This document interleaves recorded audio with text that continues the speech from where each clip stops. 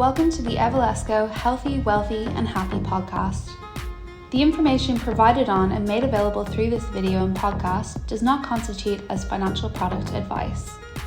The information is of a general nature only and does not take into account your individual objectives, financial situation or needs. It should not be used, relied upon or treated as a substitute for specific professional advice. We recommend that you obtain your own independent professional advice before making any decisions in relation to your particular requirements or circumstances. Welcome to the Evalesco Healthy, Wealthy and Happy podcast. My name's Jeff and I'll be your host today. Today I'm very excited to be joined by Evalesco stalwart and General Manager Belinda Marley-Wallace. Thanks for coming along, BMW. Thanks, Jeff. Thanks for having me. Today we're going to be talking about a topic which is very rarely out of the news these days.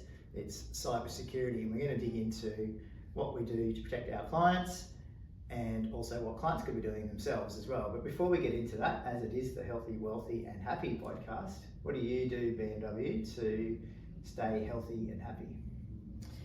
Family and friends are really important to me, so spending time with them, finding the balance with work, because obviously work colleagues, we spend a lot of time together and I regard them all as friends.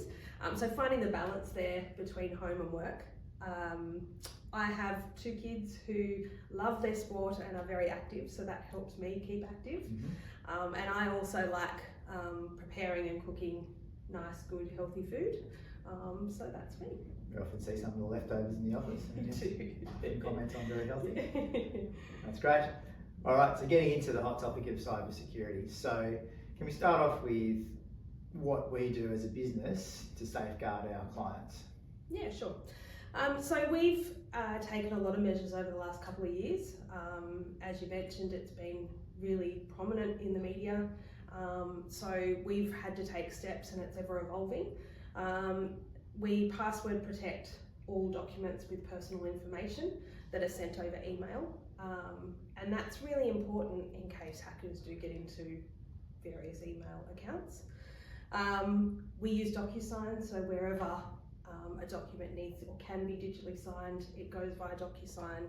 Only the person with that link can then access the DocuSign and sign that document. We are trialling a client portal, which is really exciting.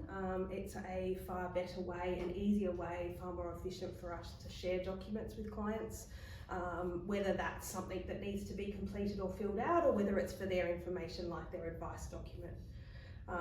That's in trial phase. We've had a couple of clients trial it for us with really good feedback and results on that.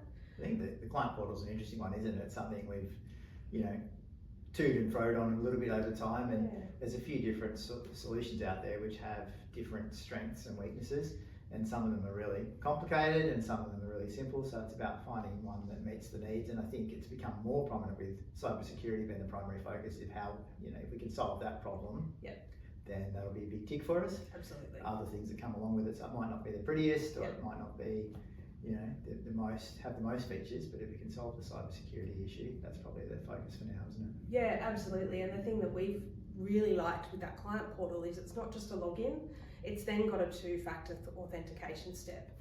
And what that means is you download an app. Most people have them now, whether it's a Microsoft or a Google or a LastPass authenticator app. And when you log in with your login details, you then get asked for a code, so you access that via the app.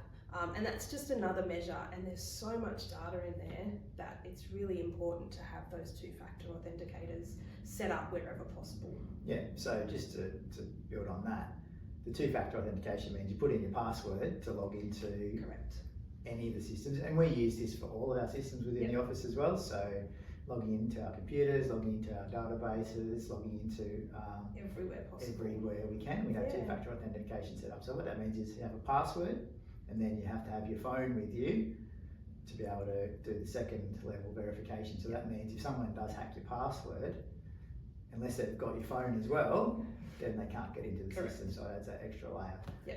I think there's probably, it can be a little bit challenging if it's the first time setting up a authenticator app. But they're actually really simple to set up. So if we're asking you to start using a client portal, we probably will ask you to start using a Authenticator app, Yep. which is for your own benefit as well. Yeah, absolutely. And we're certainly building our communication out around that to help educate our clients on how to do that and what to look for and what not to look for. So, yeah. Awesome. So then flipping to the other side, so that's the things that we're doing internally. What should our clients be thinking about when it comes to cyber security and how they can protect themselves?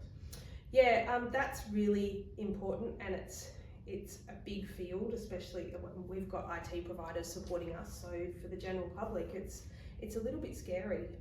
So there's scams and hackers out there. The latest one is voice scams. So they can get 3 to 5 seconds of your voice recording and create a scam and call a provider to access your personal details. Avoiding spam calls, blocking spam callers, avoiding unknown numbers, that sort of thing will avoid that. It's being mindful of email addresses too, and just looking at who it's coming from. And it might have a name that you recognise, but until you drill down and look at the actual email address, that can really highlight that it's not quite right. And if it doesn't look right, it probably isn't. So if you're not sure, don't click on it, don't take action on the email, don't even reply. So once you start engaging, that's when it goes further and further. Pick the phone up and call who you think it came from to verify it's a genuine email or request. That's probably the easiest safeguard. The next one is the complexity of passwords. And this can be really hard to remember your passwords because, I mean, in here we use a minimum of 16 characters, and that's made up of letters, numbers and symbols. But for us, we've got a password software that we store all our passwords in securely with a 2-factor authenticator app as well. So that makes it a little bit easier, but the more complex your passwords are, the harder it is for hackers to get in and not sharing those with anyone else. Yeah, and having individual passwords for different apps or different Absolutely. sites as well. Yeah, not reusing those passwords as well, I think is key. And then not sharing information or personal information over email or avoiding it wherever possible. Yeah. We in here will typically, if you send us an email to say I want to withdraw money from my account, we'll pick up the phone and we'll call you to verify that that's actually a genuine request coming from you. We will not process anything unless we've spoken to you, and if it's a joint account, we need to speak to both parties. And that's just a hard rule that we've had to introduce to avoid any chance of any hackers or scams coming through. Yeah.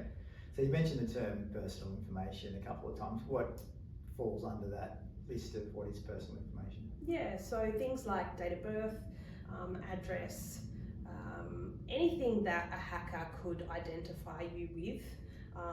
It's similar to when you call a provider, banks, Centrelink, anyone really, they'll ask for key information like an address or a date of birth or something like that. Anything like that, we avoid to take over email wherever possible.